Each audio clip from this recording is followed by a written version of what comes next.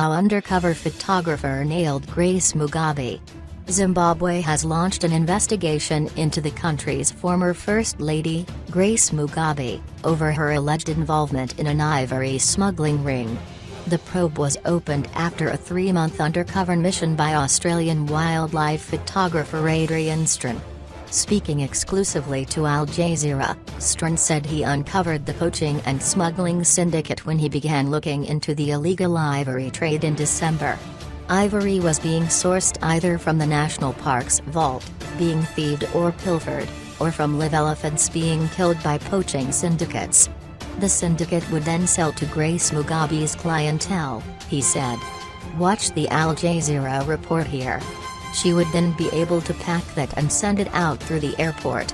Anything through that airport, that was the property of the First Lady, was not searched or scanned in any way. Steirn has gathered documents, undercover videos and testimonies, which he showed to Al Jazeera's investigative unit. They expose the syndicate and the former First Lady's involvement in ivory smuggling, he said. Controlled ivory trade is allowed in Zimbabwe, but its export is not permitted. In a written statement to Al Jazeera, Christopher Mutsvangwa, a special advisor to President Emmerson Mnangagwa, said Zimbabwe's government will seek answers from all parties including former First Lady Grace Mugabe about their knowledge of the illegal export of prohibited items from our country. 2 alleged smugglers have been charged with possession of ivory. Al Jazeera contacted Grace Mugabe's staff, lawyers and relatives for comment, but they did not respond. During the presidency of her husband, Robert, she was a controversial figure, earning the nickname Gucci Grace for her extravagant shopping sprees. Her hopes of succeeding him were dashed when the army forced Mugabe from power in November, and Mnangagwa took over.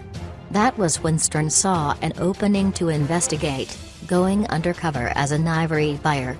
3 weeks later, in December, authorities in Zimbabwe seized an illegal shipment of 200 kilograms of ivory destined for Malaysia at Harare's Robert Mugabe International Airport.